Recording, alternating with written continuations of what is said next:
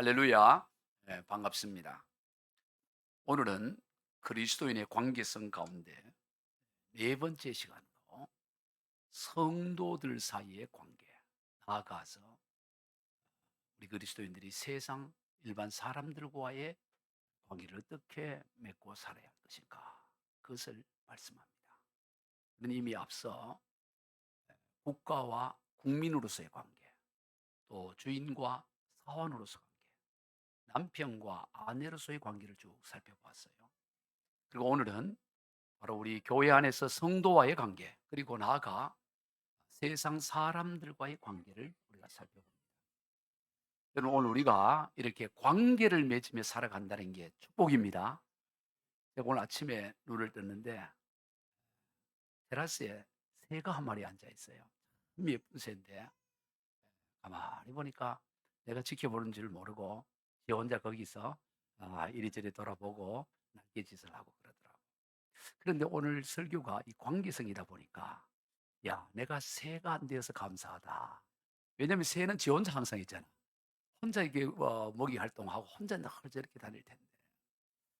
아, 우리는 그러지 않고 교회에서 이렇게 또 귀한 성도들과 교제를 하고 국가라는 관계, 부부라는 관계, 또 여러 인간 관계가 이렇게 저렇게 있어서 하나님이 이 관계를 주신 게 이 얼마나 복인지를 오늘 아침에 깨닫게 되었어요. 여러분, 오늘 우리가 관계 가운데 살아가는 것은 복인 줄로 믿습니다.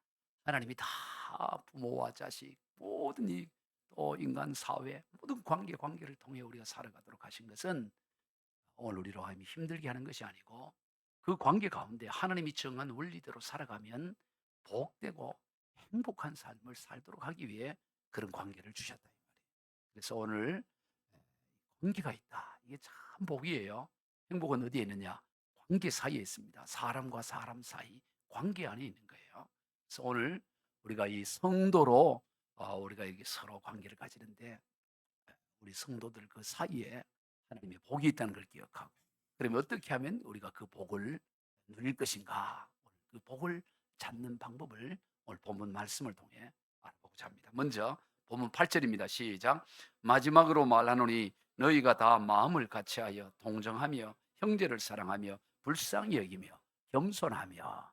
하나님께서는 우리 성도 사이에 복을 주셨는데 그 복을 어떻게 하면 누릴 수 있느냐? 를 보니까 이 사도 베드로는 5가지의 그 덕목을 말씀하고 있어요. 어떻게 하면 성도 사이에 오늘 우리가 이런 관계성 속에서 하나님이 주신 이 놀라운 복을 누리며 살아가냐면 그 첫 번째가 뭐라고요? 마음을 같이 해라. 다 마음을 같이. 여러분, 성도들은 서로 마음을 같이 해야 돼요. 아멘. 두 번째는 뭡니까? 동정하며. 동정이라는 것은 슬퍼할 때 같이 슬퍼하고 아파할 때 같이 아파하고 서로 같은 지체로서 함께 그 아픔과 슬픔을 나누는 거예요. 그럴 때 거기에 복이 있다는 거예요. 세 번째가 형제를 사랑하며. 뭐 당연한 일 아니겠어요? 그리고 불쌍히 여기며 그리고 겸손하며. 이 5가지. 5가지 덕목이다. 성도 사이에 하나님 주신 복을 누리기 위해서는 이 5가지의 이 덕목을 우리가 가져야 되는데 이것을 하나하나 살펴보기는 시간상으로 어렵고 이 5가지의 이 모든 복을 하나로 뭉치면 이 모든 5가지 복을 가능하게 하는 바탕이 무엇일까? 제가 이 말씀을 준비하면서 묵상하는 가운데 이 5가지 복이 이 덕목이 다 귀하지만 이것을 존립하도록 이것을 가능하게 하는 그 하나를 찾으라면 그것이 무엇일까 했을 때 물론 다 각자 판단이 있겠지만 저는 이 말씀을 묵상하며 주님이 저에게 주신 감동은 이 마지막 5번째 겸손하며. 오늘 우리가 성도 사이에 겸손할 때 다 하나가 될 수 있고요. 우리가 겸손할 때 서로의 아픔과 고통을 함께 나눌 수가 있고 겸손할 때 사랑하며 불쌍히 여기며. 겸손하지 않고 교만한데 어떻게 하나가 될 수 있겠어요? 겸손하지 않고서 어떻게 아픔을 슬픔을 나눌 수가 있겠습니까? 그럴 수가 없다고. 이 모든 이 5가지 덕목이 귀한데 이 덕목을 가능하게 하는 그 바탕, 밑바탕이 뭐냐? 그것은 겸손하는 것이다. 바탕이 겸손이다. 우리 빌립보서 2장 5절 이하 우리가 잘 아는 말씀입니다. 시작. 너희 안에 이 마음을 품으라. 곧 그리스도 예수의 마음이니 그는 하나님의 본체시나 하나님과 동등됨을 취할 것으로 여기지 아니하시고 오히려 자기를 비어 종의 형체를 가지사 사람들과 같이 되셨고 사람의 모양으로 나타나사 자기를 낮추시고 죽기까지 복종하셨으니 그 십자가에 죽으심이라. 오늘 우리 그리스도인들이, 우리 성도들이 언제나 품어야 될 마음이 뭐냐? 그리스도 예수의 마음을 품어라. 우리 각자는 다 그리스도 예수의 마음을 품고 서로가 서로를 대해야 돼요. 그런데 그리스도 예수의 마음이 어떤 마음입니까? 그는 근본 하나님의 본체이시만, 근본 하나님이시지만 하나님의 자리를 비워 종의 모습, 육체의 몸을 입고 이 땅에 오셔서 그냥 육신의 몸을 입고 오는 것도 굉장한데 바로 이 종인 인간들에 의해서 십자가의 죽임을 당하기까지 하신, 십자가를 지기까지 하신 그 마음, 오늘 그 마음을 우리가 품으라는 것입니다. 여러분, 오늘 우리가 주님의 이 마음을 품을 때 겸손해질 수밖에. 여러분, 겸손은 하는 게 아니에요. 내가 겸손해야 되겠다, 오늘 겸손하라 그랬으니까 겸손해야 되겠다, 그런다고 겸손되는 게 아니에요. 겸손은 어떻게 되면 겸손이 되어져야 되는 거예요. 겸손이 되어져야 돼요.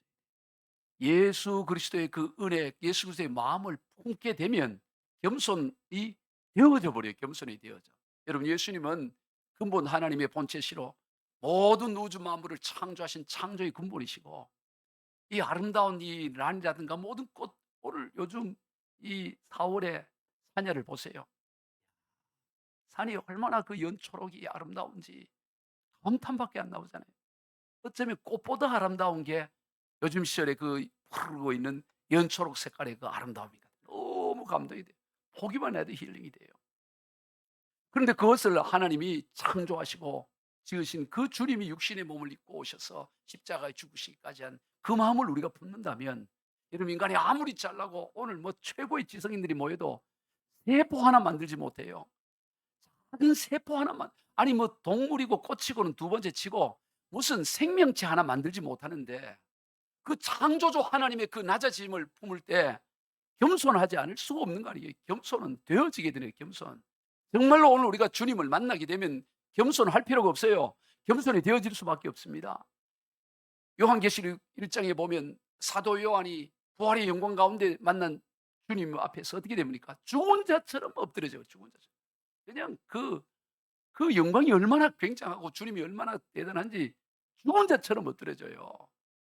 이사야 6장에 보면은 그 이사야 선지자가 그 하나님의 영광을 경험하고 나니까 그가 스스로를 탄하며 내가 이제 망했구나, 나 이제 죽었다, 죽었어, 나는 입술이 부정한데 그 만군의 왕 대신 여호와 하나님을 뵀으니 나는 이제 죽었어, 죽었어. 그렇게, 그게 이사야 6장에 나오잖아요. 여러분, 그 당시에 가장 경건한 사람이 누굴까요?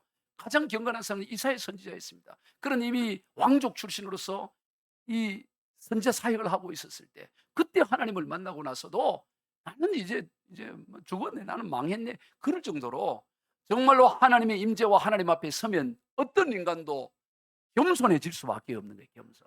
그래서 이 사도 바울 이후로 가장 위대한 신학자요 사상가라고 하는 성 어거스틴에게 그의 제자가, 선생님, 우리 기독교의 가장 큰 세 가지 덕목이 무엇입니까? 물었을 때 그는 잠시도 머물지 않고 첫째는 겸손하는 것, 둘째는 뭐, 둘째도 겸손하는 것, 셋째도 겸손하는 것. 기독교의 가장 중요한 덕목은 첫째도 겸손이요, 둘째도 겸손이요, 셋째도 겸손이라고 말하는 거예요.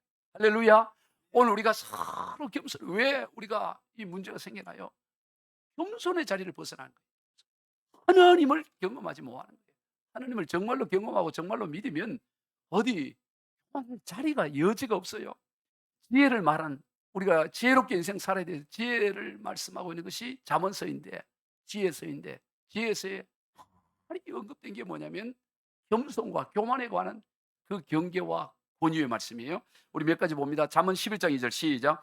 교만이 오면 욕도 오거니와 겸손한 자에게는 지혜가 있느니라. 여러분, 교만이 오면 교만 뒤에 바로 따라오는 게 같이 따라와요. 바로 딱 붙어서 따라오는 게 욕이에요. 그래서 여러분, 욕을 먹고 싶어요? 교만해봐요. 교만하면 바로 욕이 와요. 바로. 여러분, 어떤 인간도 교만한 사람을 좋아하는 사람 한 사람도 없어요. 어떤 위대한 일을 하고 뭐 이순신이고 세종대왕이고 어떤 위대한 일을 해도 교만한 모습 보면은 욕해요, 교만하면. 예? 그래서 교만 뒤에 욕이 오기 때문에 '욕을 한번 먹어야 되겠다.' 이러면 이제 교만하면 금방 욕이 금방 따라 욕이 예. 예. 교만이 오면 욕이 온다니. 예, 겸손한 자가 지혜요. 그다음 잠언 13장 10절 시작. 교만에서는 다툼만 일어날 뿐이니라. 다툼도 뿌리를 띠가 보면 교만에서부터 되는 것입니다. 잠언 15장 33절 겸손은 종귀의 길잡이니라. 여러분 겸손하면 그 겸손이 우리를 안내하는데 어디로 가느냐? 종귀라는 곳으로, 종귀한 것으로 안내해. 겸손은 종기로 가는 내비게이션 같아요. 겸손하면 언제나 그 인생을 종귀한 것으로 인도해 간다 이 말이에요. 그리고 잠언 16장 5절 시작. 무릇 마음이 교만한 자를 여호와께서 미워하시나니. 교만한 것은 사람만 미워하지 않아요. 하나님도 교만한 자 보면 이거 보기 싫다 이렇게 미워해. 하나님도 교만한 자는 미워해요. 교만한 자. 그래서 세상에서 가장 어리석은 게 뭐하냐면 교만한 거예요. 바보 같은 짓 하는 게 뭐냐면 진딴에는 잘난다 그러지만 가장 어리석은 게 뭐냐면 교만한 게 가장 어리석은 거예요. 가장 지혜로운 건 뭐냐? 겸손한 거예요. 겸손. 잠언 10장 18절 교만은 패망의 선봉이요 거만한 마음은 넘어짐의 앞잡이라. 여러분 패망하고 싶고 넘어지고 싶어요? 교만하면 바로 넘어져요. 교만하면 그냥 넘어지는 거예요. 잠언 29장 23절 사람이 교만하면 낮아지게 되었고 마음이 겸손하면 영예를 얻으리라. 겸손한 자가 영예를 얻는다. 여러분 이런 잠언서에 다 찾은 게 아니에요. 지혜를 말씀하고 있는 잠언서에는 이 겸손과 교만에 대해서 많이 이렇게 기록하고 있습니다. 여러분 우리가 일생 동안 경계하고 경계해야 될 것은 교만함이. 우리가 일생 동안 추구하고 또 추구해야 될 것은 겸손을 추구해야 하는 거예요. 왜냐? 우리 주님께서는 겸손한 자를 찾으시고 그 겸손한 자를 통해 오늘 또 역사하고 계시기 때문에 누가 겸손한 자 누가 있나? 주님 눈을 세상은 누가 능력 있나? 누가 연구 잘하고 누가 똑똑하고 누가 잘하냐? 그거 찾는데 주님은 어떤 사람 찾냐? 누가 겸손하냐? 왜냐하면 능력은 주님께 있거든. 내 능력을 담을 겸손한 자가 누구냐? 겸손한 자 찾도다 모시어 들이세 하늘에서 부르네 모시어 들이세 좋은 자리 드리고 주실 은혜 구하세 하늘나라 세우세 모시어 드리세. 아멘. 주님은 겸손한 자 찾아요. 주님 찾아오셨네 모시어 드리세. 모시기 들으기 싫어요?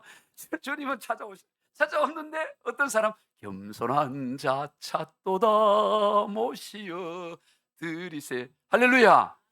여러분 우리가 인생 가운데 끊임없이 우리가 추구해야 될 것은 겸손한 자의 모습. 겸손한 자를 주님은 찾으시고 그를 통해서 하늘나라 세우. 하늘나라 세우세 모시어. 하늘나라 어떻게 세워요? 겸손해서 주님 모시어 드리면 주님이 우리를 통해서 하늘나라 세운다 이 말이에요. 이스라엘 땅의 그 베들레헴에 가면 예수님께서 태어나신 곳을 기념하여 주 4세기경에 예수 탄생교회를 지어놨어요. 지난 성지순례 때 갔다 와봤는데 아주 돌로 튼튼하게 지어놓고 그 안에는 화려한 그 아름다운 모자이크로 성화를 그려놓고 또 그 강단 밑에는 예수님께서 태어나신 곳이라고 해서 대리석으로 별표를 해놓고 이렇게 그 안에 예수님이 태어난 곳이라고 해서 그렇게 기념하여 잘 지어놨어요. 그런데 그 예배당에 들어가는 데에서 하나 특색이 있어요. 그게 뭐냐면은 들어가는 문이 하나가 있는데 이 문이 아주 이게 보면 얼마인지 잘 모르겠지만 이 높이가 1.2m예요. 폭이 80cm.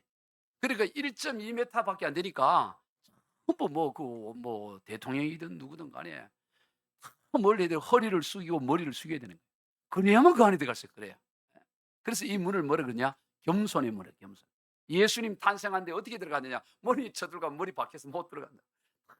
머리 숙이고 뭐 누구든 다 마찬가지야. 허리 숙이고 그래 쭉 그래 들어가서 그래 갖고 그 주님이 탄생하신 곳에 가서 우리가 기도도 하고 그런데 거기에서 바로 옆에 그 예수 탄생 기념교회와 더불어 그 성 카타리나 교회가 바로 붙어 있어요. 같이 연결돼 있어요. 그 지하에 연결돼 있는데 그건 어디냐면은 그 예수 탄생 기념교회가 세워지고 나서 제롬이라는 분이 로마 시대 제롬이라는 분이 그 예수님 탄생한 그 교회 옆에 동굴을 속에서 뭐를 하냐면은 36년간 거기서 이 당시 라틴어로 성경을 번역하는 일을 해요.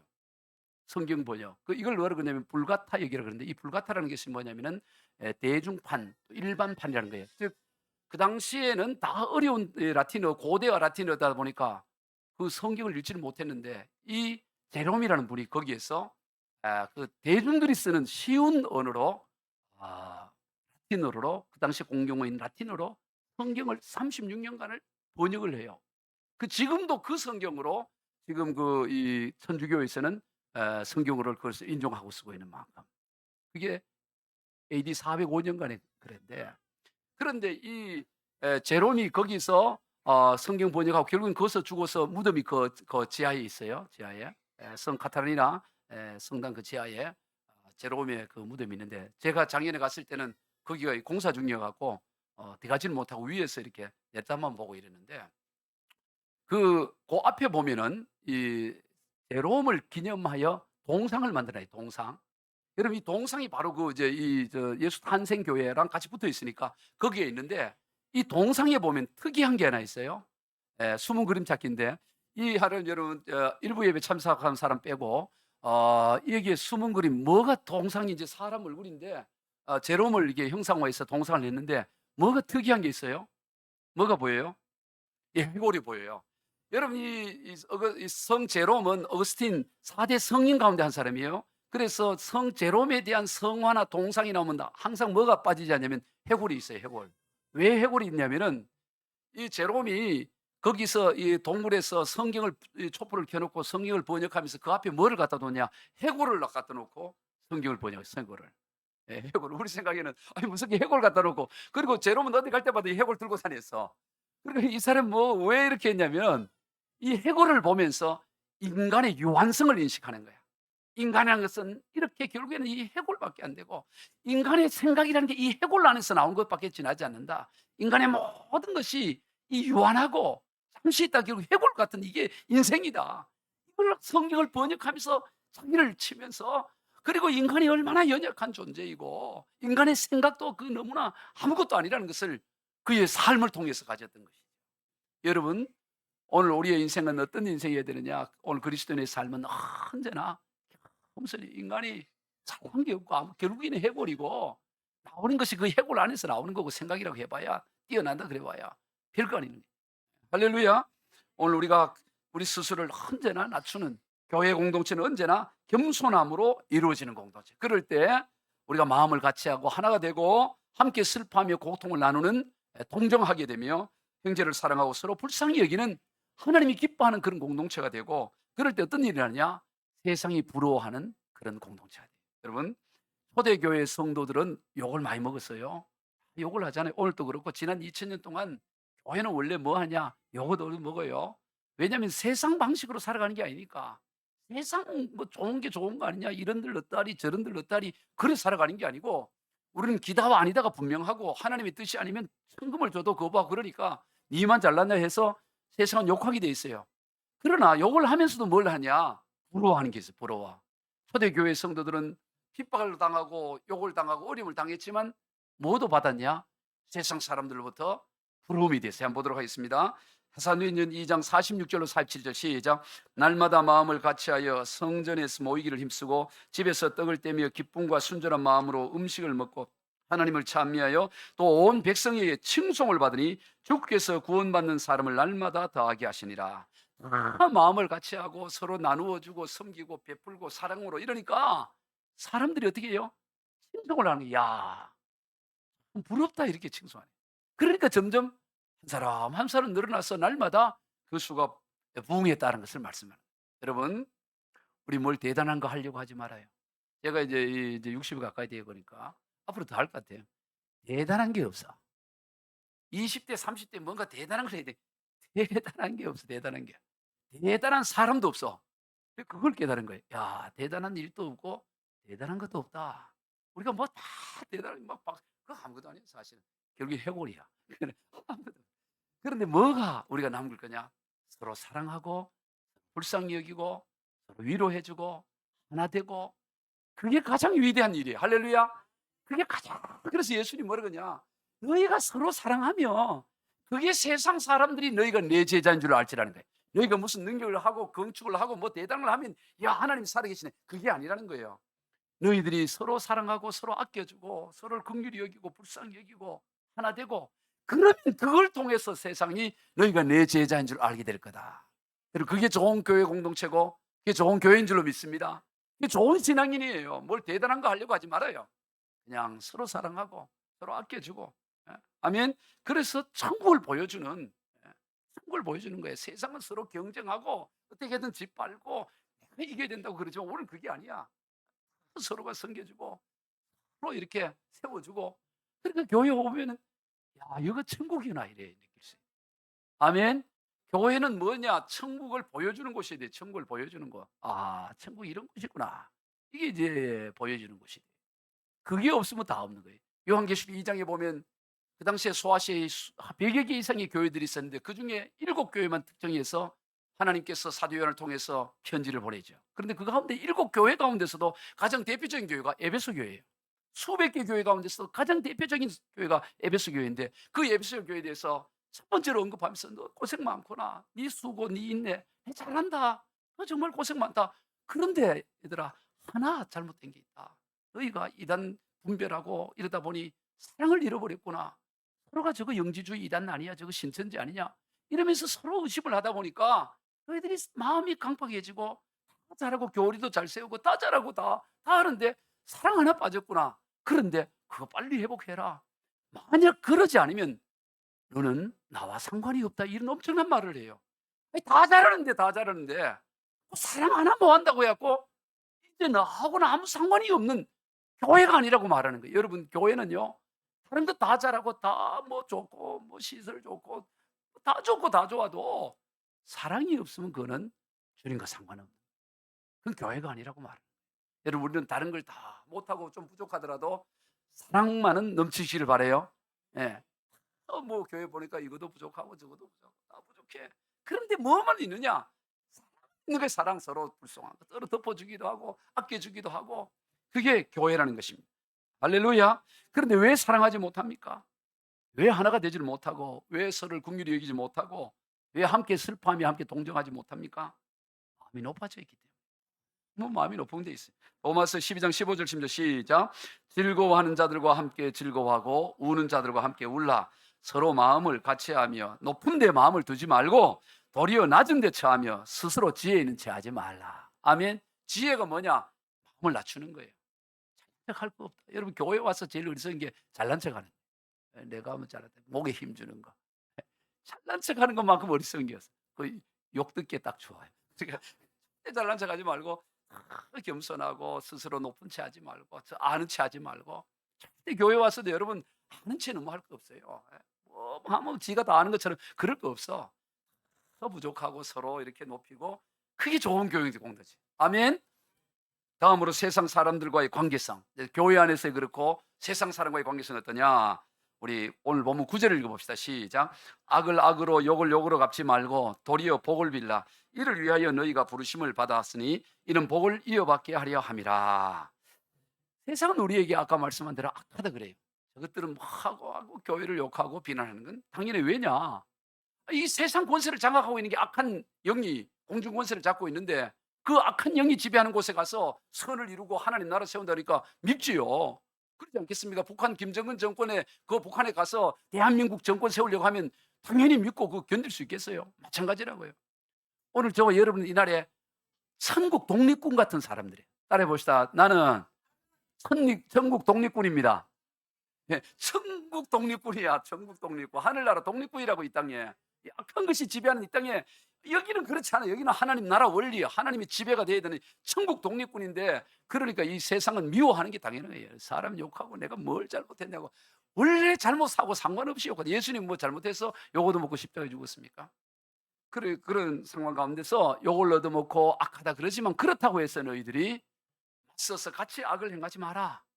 원래 악을 악하다 그러고 욕하는 거 당연하니 그거 그냥 받아 먹어라. 자, 로마서 12장 17절 21절 시작. 아무에도 악을 악으로 갚지 말고 모든 사람 앞에 선한 일을 도모하라. 악에게 지지 말고 선으로 악을 이기라. 세상은 악으로 자꾸 여러분 공격하고 악하다 그러고 별소리 나오지만 너희는 어떻게 해? 그 당연한 거고, 그죠? 선을 행해서 선으로 악을 이기는 삶을 살아라, 이렇게 말하는. 근데 그게 쉬워요? 솔직히 말이 쉽지. 예? 여러분 누가 악하게 대하는데 내하고 막 험담하고 욕하고 이러는데 그 사람의 주여 이게 되냐 말이지. 예? 우리 주님은 오른뺨 되면 왼뺨 들려들려 그러는데 여러분 오른뺨 맞고 가만히 있어요? 아니 목을 꺾으려고 달려들잖아. 내 못 꺾겠다고. 그런데 이게 설교하기도 쉽고 듣기도 쉽고 이게 다 쉬워. 근데 문제는 내가 행동하기 어려워, 행동하기가. 예? 악한 자를 어떻게 그냥 이렇게 축복하고 이럴 수 있냐 이 말이야. 예. 그래서 뭐냐면 우리가 안 되는 거예요. 우리 스스로는 할 수가 없어요. 그래서 그것을 할 수 있는 분이 우리를 찾아오셨어. 우리를 도와줘요. 그분이 성령 하나님. 성령 하나님께서 우리 가운데 찾아오셔서 너가 안 돼. 네 힘으로는 안 돼. 내가 도와줄게.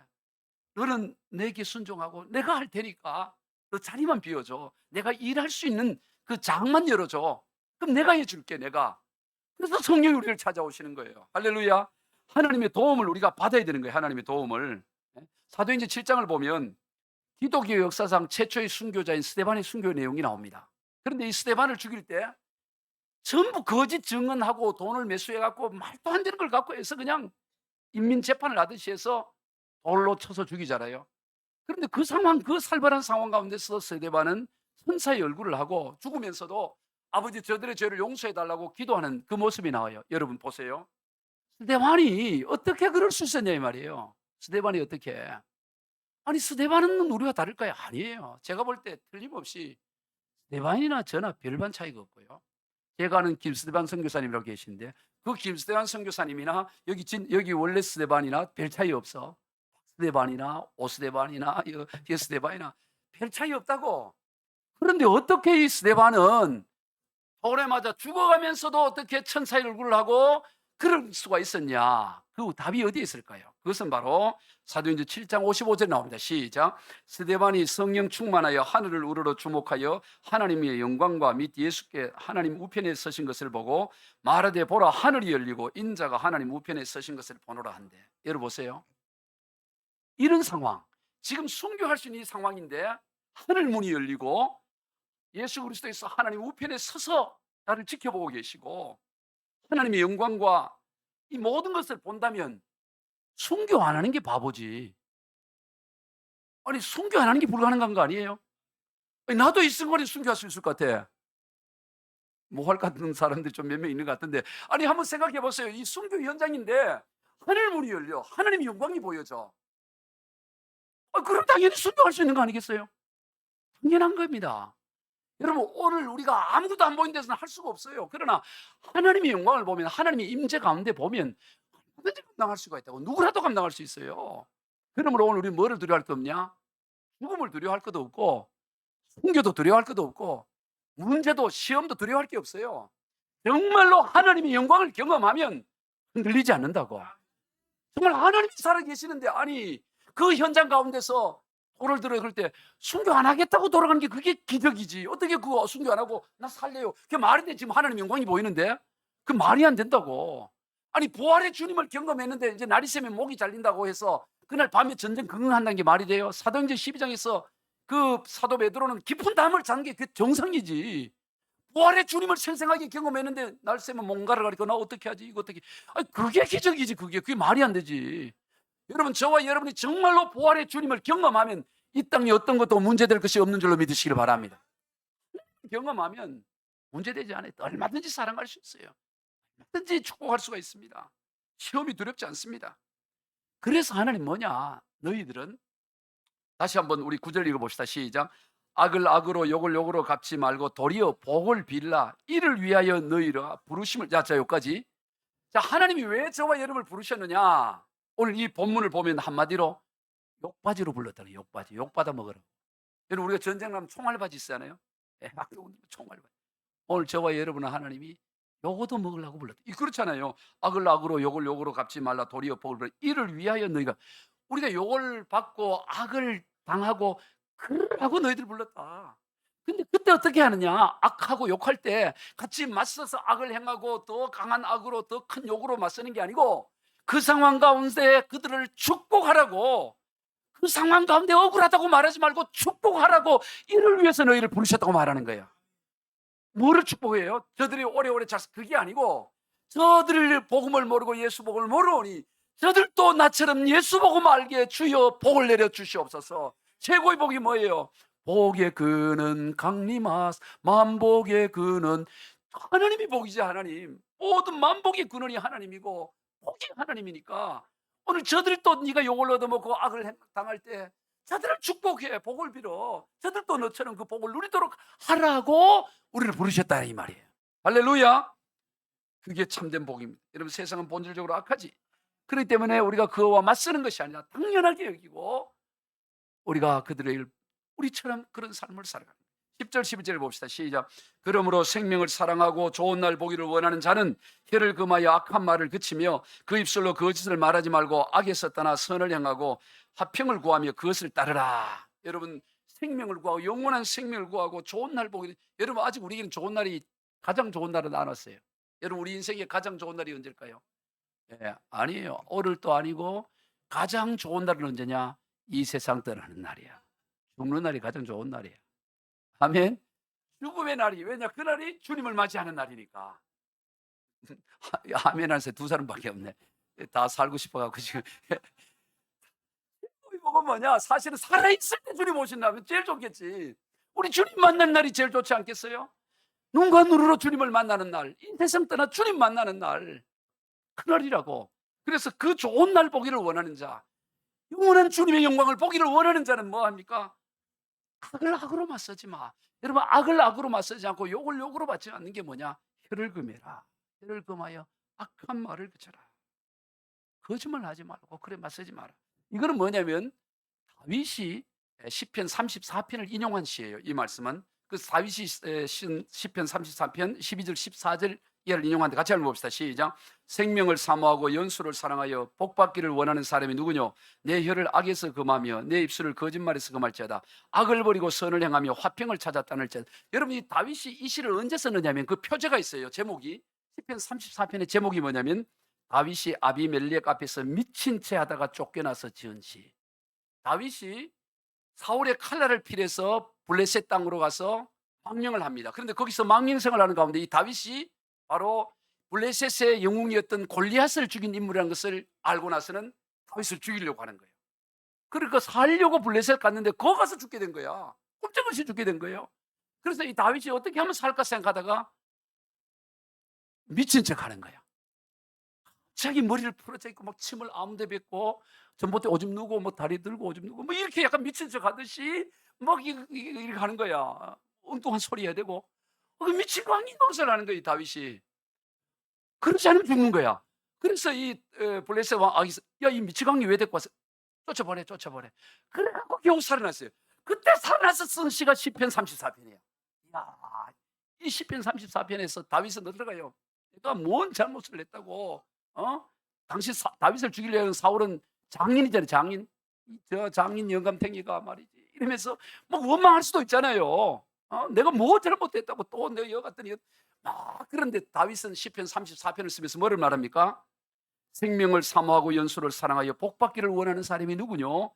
내 혀를 악에서 금하며 내 입술을 거짓말에서 입을 닫았다. 다윗 주변에는 악한 자들이 득실득실한 거예요. 사울 왕을 비롯하여 그 신하 간신들 다윗 죽이려고 그러고 망명을 가도 죽이려고 그러고 다 죽이려고 그러는데 그때 자기는 그 원망하고 불평하는 그 악한 말을 입에서 금했다라고 말하는 거예요. 인생의 가장 밑바닥에 처해져 있을 때 그때 다윗은 원망하고 불평하는 말을 입을 닫아버린 것입니다. 왜? 영원한 생명을 사모하고 하나님 나라를 사모하는 자는 보이는 현상에 연연해서 원망하고 같은 악으로 대하는 것이 아니라 오히려 뭘 하느냐? 그들을 축복했던 것을 우리가 보게 된다. 이거를 이 세번역 성경에 이렇게 번역했어요. 10절 11절 다시 봅시다. 시작. 생명을 사랑하고 좋은 날을 보려고 하는 사람은 혀를 다스려 악한 말을 하지 못하게 하며 입술을 닫아서 거짓말을 하지 못하게 하리라. 악에서 떠나 선을 행하며 평화를 추구하며 그것을 쫓아라. 영원한 생명을 사랑하고 좋은 날, 우리는 영원한 생명, 좋은 날 우리 주님 만나는 그 좋은 날을 우리는 사모하잖아요. 그 사람의 특징은 뭐냐? 악한 말에 입을 닫는 거예요. 악하게 반응하지 않는 거야. 치하지 않아요. 우리가 앞서 겸손에 대해서 이 성경에 잠언서 지혜서에 많이 있듯이 많이 또 거의 도배하다시피 있는 게 뭐냐면 입술을 조심해라. 말을 조심해라. 이게 지혜로운 자의 특징으로 잠언서에 반복해요. 몇 가지 한번 봐봅시다. 잠언 10장 11 시작. 의인의 입은 생명의 샘이라도 악인의 입은 독을 머금었느니라. 의인이 누굽니까? 오늘 저와 여러분의 의인이에요. 예수 그리스도의 보혈의 피로 의롭다 칭함을 받은 저와 여러분의 입은 뭐냐? 생명의 샘이 되는 거야. 우리 입에서 생명이 막 나가. 그래서 막 그 말을 들으면 막 힘이 나고 용기가 나야 돼. 독이 나가면 안 된다고. 독이 생명이. 잠언 10장 19절 시작. 말이 많으면 허물을 면하기 어려우나 그 입술을 제어하는 자는 지혜가 있느니라. 지혜가 딴 게 없어. 입 닫으면 지혜롭다. 가만히 있으면 지혜롭다. 입을 자꾸 열면 이게 허물이 나타나. 입을 닫는, 입을 제어하는 자가 지혜다. 잠언 18장 20절 21절 시작. 사람은 입에서 나온 열매로 말미암아 배부르게 되나니 곧 그의 입에서 나는 것으로 말미암아 만족하게 되느니라. 죽고 사는 것이 혀의 힘에 달렸나니 혀를 쓰기를 좋아하는 자는 혀의 열매를 먹으리라. 우리가 배부르고 풍요롭고 부유함이 어디에 있느냐? 입에서 나옵니다. 입에서. 죽고 사는 게 어디에 있느냐? 입에 달려있다고 말하는 것이. 모든 것이 입의 중요성을 말하는 것입니다. 그러므로 우리 그리스도인들은 말이 달라야 돼요. 그리스도인이 하는 말과 세상 사람들이 하는 말이 달라야 됩니다. 언제나 우리는 뭔 말을 해야 되냐? 살리는 말을 해야 돼요.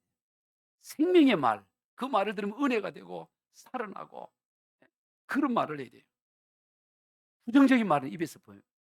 우리 어려운 시절을 우리가 보릿고기를 지내고 옛날 어른들이 어렵게 우리가 살다 보니까 많이 참 거칠어졌어요.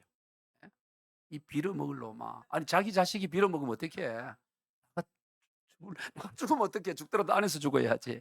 그럼 맨날 죽겠다. 심지어 좋은데도 불구하고 배가 부르도 죽었다. 배불러 죽겠다. 배고파 죽겠다. 더워 죽겠다. 전부 그래. 추워 죽겠다. 심지어 좋아서 죽겠다. 좋아. 그 다 죽겠다. 여러분 그러면 안 돼요. 우리 예수 믿는 사람은 죽겠다 대신에 조금 요거를 바꾸면 돼요. 죽게 있다 이러면 돼. 죽게 있다. 더워도 죽게 있다. 따라해 봅시다. 죽게 있다. 죽겠다가 아니라 죽게 있다. 좋아도 죽게 있다. 힘들어도 죽게 있다. 더워도 죽게 있고 추워도. 오늘 우리의 말이 달라져야 돼. 말이 구원을 받아야 돼. 할렐루야. 오늘 우리가 구원받아야 될 중요한 것이 뭐냐? 말이 구원을 받아요. 말이 달라져야 된다고. 예수 믿는 사람들은 언제나 살리는 말, 생명의 말, 그 말을 듣면 용기가 나고 힘이 나고. 할렐루야. 그게 그리스도의 능력이다.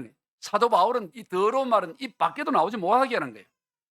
자, 우리 잘 아는 에베소 4장 29절 3절 시작.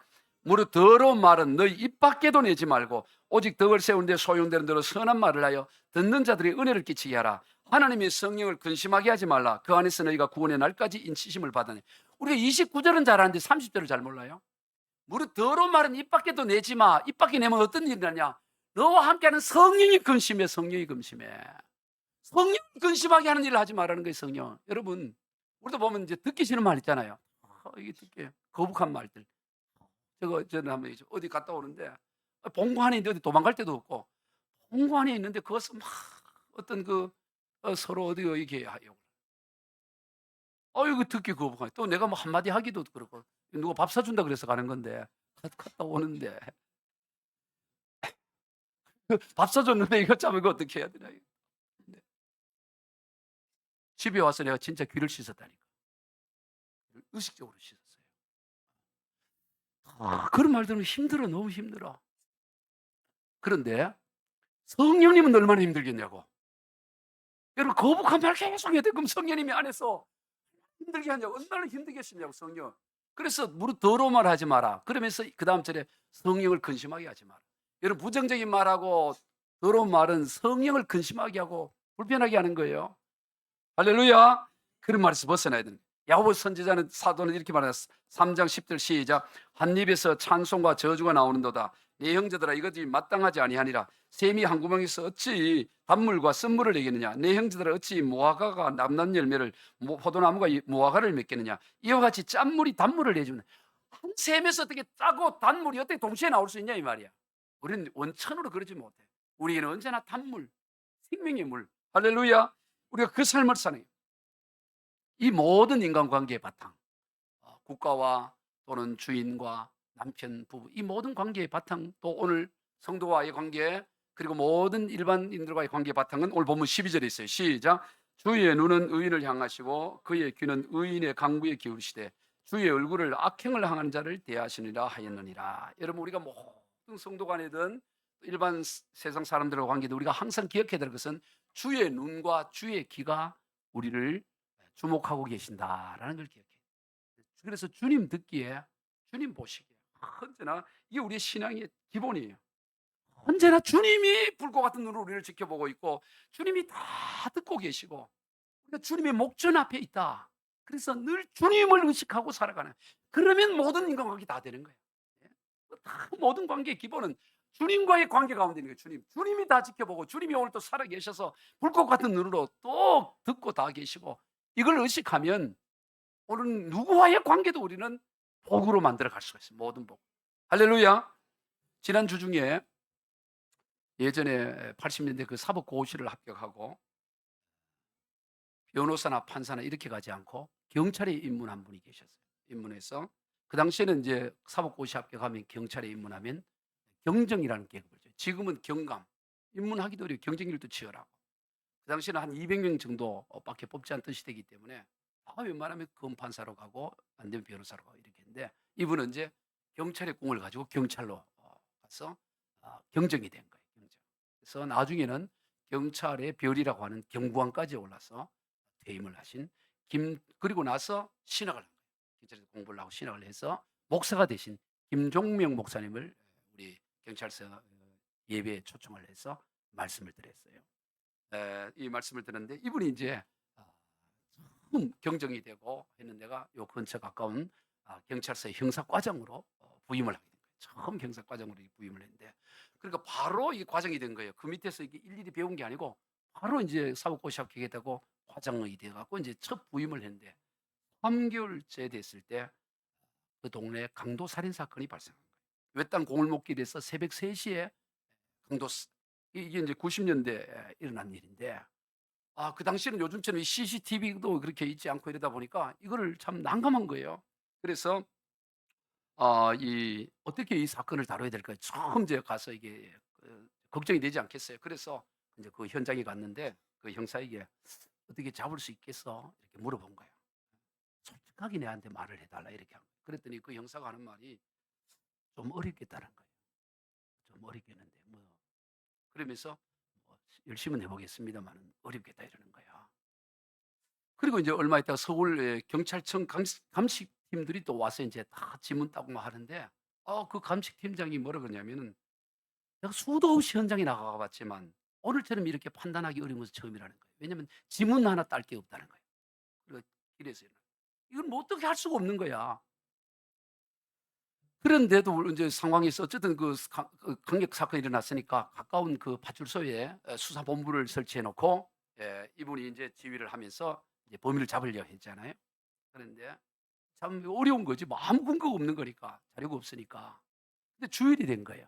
주일날 아침에 형사들하고 아침 회의를 마치고 쭉 회의를 하다 보니까 예배를 인제 가야 되는데 그 소장한테 요 가까운 교회를 가서 예배를 드리자 그랬더니 소장이 고 가까운 교회를 가서 예배를 인제 드리러 간 거예요. 들어갔는데 좀 늦게 들어간 거예요. 늦게 들어가고 그 예배가 끝날 목사님의 설교가 끝날 즈음에 인제 가서 자리를 앉는데, 그때 그 목사님이 설교를 하는데 뭐를 하냐면 출애굽기 17장에 나온 내용을 갖고 이렇게 말하는 거예요. "여호수아 장군이 가나안 전투에서 승승장구할 수 있었던 것은 그 배후에서 해가 지도록 두 손을 내리지 않고 부르짖었던 모세의 기도가 있었기 때문이다." 아말렉과의 전투를 얘기하잖아요. 아말렉 전투에서 모세와 그러니까 이렇게 막 기도하잖아요. 그리고 아론과 훌이 손을 들어주고 그래서 기도해서 결국에는 이 여호수아 장군이 이기잖아요. 그 설교에 앉는데 그 말씀이 하는데 그때 감동이 오는 거야. '바로 저거구나. 바로 이 문제를 해결할 수 있는 일이 바로 저 말씀이구나.' 이래 딱 깨달아 가지고 예배 끝나자마자 목사님한테 간청을 한 거예요. "목사님, 우리 관내에 지금 이 강도 살인 사건이 일어났는데 기도가 필요합니다. 기도해 주세요." 이런 거예요. 그랬더니 목사님이 오후에 장로님 한 분하고 저녁 때 인제 그 파출소로 신방을 온 거예요. 와서 오길래 인제 거기 있던 직원들한테 "자, 예수 믿는 사람 다 파출소장 방으로 와." 이래 갖고 인제 다 들어와서 거기서 목사님이 예배를 인도하는데 말씀을 전하고 목사님이 기도를 하는데 한 10분간을 놓고 기도를 해 주는 거예요. 기도하고 목사님하고 장로님이 떠난 거예요. 떠나고 나서 이 형사과장이었던 이 김종명 과장이 자, 우리 여기서 우리 무릎 꿇고 우리 기도하자. 우리 한번 통성 기도하자고 그 여름에 막 하나님 통성 기도하고 막 기도를 하는 거예요. 기도와 가슴을 치면서 이 무고한 생명이 잃어버리게 하는데 우리의 잘못이 있습니다 하고 서로 이렇게 파주소상도 이 내 잘못입니다 하면서 그래 통회하고 그러면서 기도를 마무리를 이제 돌아가면서 기도를 하는데 그 마무리 기도를 이렇게 하는데 뭐라고 기도했냐면 우리의 기도가 비록 미약할지라도 우리를 위해 기도해 주신 주의 종의 간구를 보시고 우리의 기도도 이루어 주시옵소서. 직원들의 애씀을 보시고 오늘 가기 전에 해결해 달라고 이제 이 오늘 좀 해결해 달라고 간절히 기도를 한 거예요. 했는데 저녁 때 누가 오느냐면은 범인이 자수를 하러 온 거예요. 범인이 자수를 하고 범인이 자수를 하러 온 거예요. 왜 자수를 하러 왔냐 보니까 그 어머니가 저 부천에 사는데 이 무허가집에 살아요. 그러니까 이건 미제 사건이 될 수밖에 없어. 그런데 어머니가 무속인이야. 무속인인데 그 무속인의 아들이 이제 범행을 했는데 잠을 못 자는 거야, 두려워서. 이 살인 사건을 일으켜 놔서 무서워 견디질 못해. 눈만 감으면 그 막 두려움이 밀려와 가지고 이걸 견디지 못하니까 어머니가 가족 회를 해서 "네가 그냥 죽겠다. 가자." 이래 가지고 자수를 했다는 거예요. 그래서 그 미제 사건이 풀어진 거야.